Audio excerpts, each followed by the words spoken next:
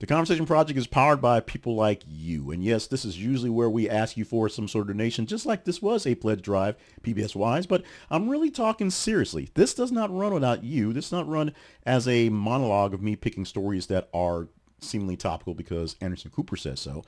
It is me going through the day, picking out stories that are getting attention, gathering some moss, if you will, and then letting you tell me which stories are worthy of chatting up on the front end, giving them into our front line of stories for things you might have heard. And of course, hot takes as well. And then it's the comments. It's what you say about the ones you put back out there for to go back in deeper discussion. Because sometimes it takes a little time for stories to turn into something, and it takes more time for people to really get into it and feel the freedom to comment or the fill off the keystrokes to troll if you want to. I have 5 topics from the last couple of weeks that we have gone over back and back. And in the comments, oh, trust me, we've gone over them back and back as well. So bear with me. There's a little bit of fumbly. We're trying to get more content out to be more conversational, be more accountable to you, and have more, hopefully, fun. Although some of the comments that I've been reading lately have not been all that fun, just to be totally transparent and honest. Let's talk with the first comment, which is going on the topic that is Pete Hegseth, or specifically the Department of Defense and Scouting of America. This is a comment coming from William R. Bishop. And the story we have with this one was Pete Hegseth actually urging the Pentagon to cut its ties with Scouting of America. I stated in this thing, I threw out DEI, which is the kind of what's by it, but also in the commentary saying that DEI is sort of a code word for race. And that's where this comment really comes from. From William R. Bishop, opposing DEI does not mean opposing any race. I do not believe that Hegseth objects to any race being involved in scouting. As a former Eagle Scout, I don't think turning both boys just entering puberty loose into the woods with girls is a good idea. Scoutmasters had enough trouble controlling just boys. Other than that, I think girls could benefit from the traditional scouting program. So this comment does not quite go along with some of the other comments we had on this end because, number one, most of them were basically saying, why are the girls in the Boy Scouts? Why are they together? That's why it's woke. The whole wokeness part was not really what was being taught, but the fact that Scouting Americas is a mixture of girls and boys scouting. Girl Scouts still exists. Boy Scouts does not because of Scouting America. That's where the wokeness comes. And that's where this one came through. The story was basically that Hegseth wanted less wokeness in the military, so he wanted to basically cut ties with that one. Now, there were some people who said that it might be good to keep them tied to the military because that's where the natural values are. But many folks actually contributed to saying that they were also church organizations or civic organizations. And because of the wokeness of the national organization, not the local organization, they stopped. They joined other groups and made private things on their own. Scouting has an issue right now. I was a Boy Scout for a while. Went all the way to first class before we moved and had a chance to get another scouting place. So I get Scouts. I love Scouts. I love what's going on. I know many folks, friends of mine who are Scoutmasters and the kids are going through the scouting right now. I don't think J would be in Scouting America. She is a girl. She can do her own thing on her own level. Let's go to our next headline from our next story. It is another kicker, if you will, another single one, a pretty big one as well. And this one we will read from the big version here I have over here, so I can actually read it. This one is a story about the president of El Salvador and the meeting he had with the president of the United States a few days back, actually it hadn't been that long, and how they said they couldn't do anything about this prisoner who's stuck in jail in El Salvador, who they sent from the United States, who was a Venezuelan actual national, who was a gang member, who may not be a gang member, who was still a gang member, is actually almost deported, who may not have been deported, as the story goes back and forth, back and forth. For this one, coming from Vincent Mitchell, 2037, that might be Vincent Mitchell, if you will, this criminal wasn't mistakenly deported just because a form wasn't filled out correctly. Even if he was released, he was coming back to the form was being filed, and he was immediately being deported again. Now, the big sort of kerfuffle with this whole story is this is talking about the first batch of illegal immigrants, illegals that were sent down to El Salvador. And they were sent down there via a midnight plane to El Salvador, literally, as the judge was talking about this case and saying, no, you can't do that. They're like, well, there's a plane that's in the air. It's almost there, so we're going to let it land, go forward. With that, many people have been claimed, they can't claim quite themselves, they claim about other folks that they're not members of gangs. They were soccer players with really ugly tattoos. They were people who were nice, loving families who had asylum papers going forth. They were gay hairdressers. There's a lot of that going on. And so the question remains, how many people did they round up just because they had tattoos on their face are actually, should be in any sort of prison and should be down there?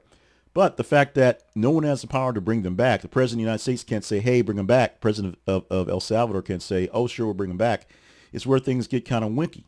And it's usually because there's money being spent by the U.S. going down to El Salvador to keep people by heads, which is why the president, ours, is thinking about sending that more to that president, theirs, that are actually American citizens, so that we can get rid of them, have someone else pay their dimes as well.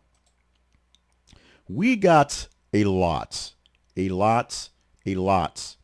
of Black Power Rangers. Now, the story was actually on how back in the day, way back in the day, the Black Ranger and the Yellow Ranger, who were for the first iteration a black guy and a Asian woman, were basically stereotypes, because the pink girl was a girl, blue and red were whatever. Red was the leader, all that stuff. But the black guy was a Black Ranger, and the Yellow Ranger gal was the Yellow Ranger. Now, so what came about for this one? Because Trini Tren can't actually stand up for herself. She passed away many years ago, and we definitely saddened by that one. But Walter Jones was able to make a big career and do, the comic book signing tours right now. And he spoke out by saying that even though the producer at the time realized after things got shot, maybe this isn't such a great idea, maybe this is a bit too much on the nose, Walter Jones said he was fine with it. 3 comments on that one, basically saying what we're all thinking. Walter Jones wanted to be the Black Ranger. That from Bobby Moore 2 MP8WB.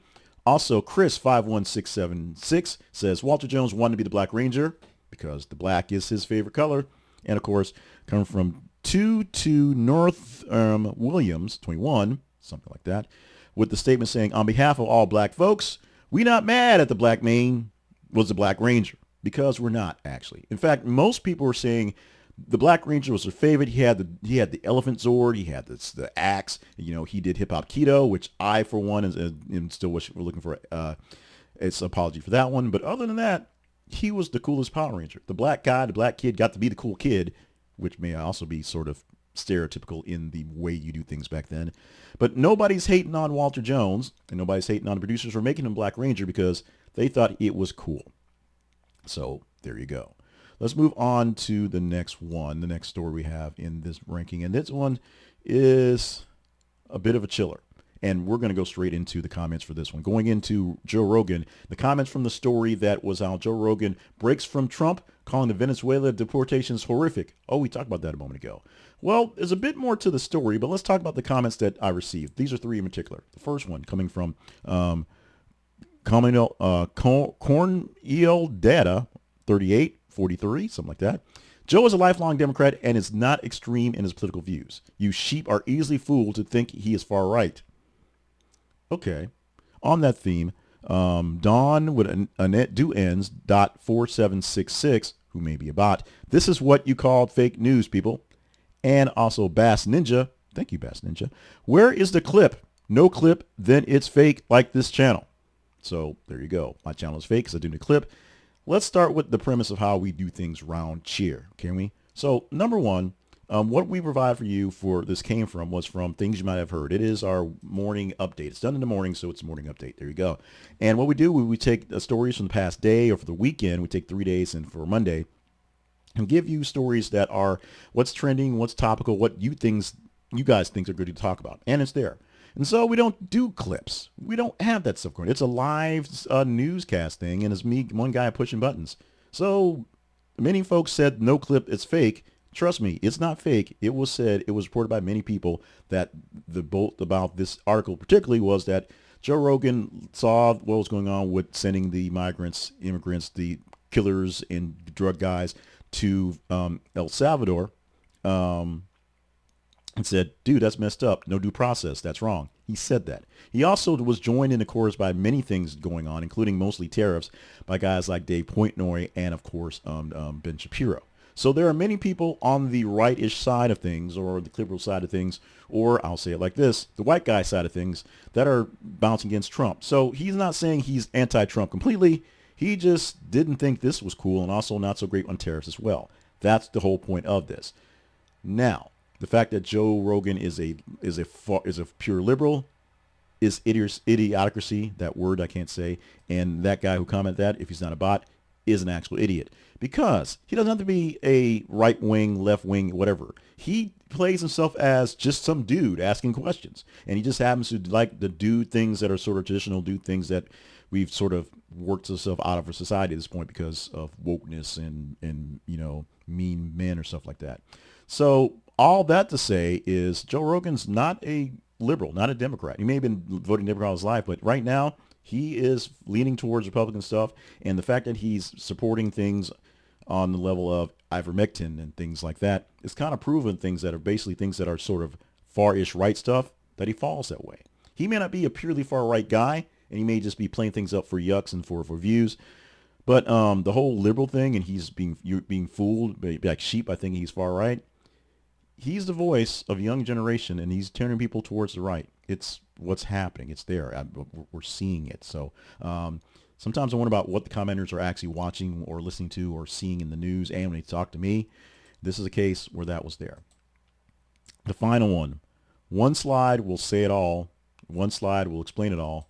One slide, and we will have our funs and giggles, because this is one where I rarely want to talk about this person, but she does things that are so outlandish to bring attention to herself. They're conversational. They are out there. And this one is also out there. So the thumbnail for this story says, I've got some kind words for you, and I'm just as shocked. I was very shocked. I was very surprised. I didn't know what to think about this one. But guess what? Marjorie Taylor Greene sent a bizarre tweet, or X or whatever, a social media post about her son on his birthday, saying, Venmo my son some money for beer. It's his birthday. Which I had, good things to say about it. Good things to say. We'll say it. We'll call them good things, because everybody does this. Everybody puts out their Venmo, their PayPal, their Cash App. They wear money on their shirt because it's their birthday. They want a couple bucks. It's fine. It's cool. It breaks laws because she's a member of Congress and she's soliciting for funds for something that's not exactly legal, even for herself. She technically can't really ask for herself, but asking for her son as a third party to give donations for beer because he's 22, it's all of us, except it's illegal. The comment I have from this is from Gabe S1IL line or something. Yeah, that money ain't for drinking money. I'll tell you that much. LMAO, which is all we have to say about that for Miss Marjorie Taylor Greene. That's what we got. That's what we did. There's no title, no name, no new things in there. I probably did this in a way that you guys don't like. You probably want the things popping up in the corner, cut out like that. I ain't got the ton of time. This is the stuff I got to do. I got a job. You guys aren't contributing enough for me to actually do this all day long. If you'd like me to do that, I'd appreciate it. Go to our website, thisisaconversationproject.com, and see what we have going on there. Click all you can to help us out. See the older episodes, follow along with sponsors, maybe be a partner, see where you can find us all the places, and make sure you're following us on the feeds and you are engaging in the stories that are getting into the first line of defense, which is things you might have heard. And then go back to the hot takes, go back to the long forms, engage and comment on the stories as you will, so I know deeper what's going on. The actual true mission the Conversation Project is to have conversations, get insight on what's going on, and I do. And while the views and the actual comments do skewer towards what is this idiot talking about, which is fine, there's a lot of deep discussion coming through there, and sometimes those what is this idiot talking about discussions actually have very valid points that go into larger discussions. We just should use less bad words and less mean words towards me. I can take it, but it does bring the conversation down a bit. There are a lot of long threads and these things that have popped up that have been kind of hard to keep up. We've had a lot of stuff on stories that I didn't want to touch, and I did because they're conversational. Every time we've had two transgender stories, one about the banning of the pride parades in Hungary, another one also fairly recently that have gotten a lot of attention from you guys, and it has not been a total cluster, had not been a big fire, flame-throwing wars going back and forth. There have been discussions in there. There have been talk back and forth. There's been points on both sides to talk about, which is what we do with the Conversation Project. So if you're not following along naturally with our project here, follow us on YouTube, on X, on Facebook, and see what you can see. We do this 5 days a week with 10 stories on Monday, 8 for the rest of the week. Stories that are topical based on what you want to talk about. We post stories all day long on Facebook and X for you to engage in. Highest engaging score, we pick pluck from them to give you the rundown every single day. And we run down 12 stories of the week that look really interesting to go over again come Friday to get into those as well. So that's it. Love you, mean it. Please make sure you're staying limber, hydrated, and of course on task so that your life runs like the marathon is supposed to and not like a sprint that you kind of try to work it towards. That's not where we're going with that one. When's the next time I'll do this thing?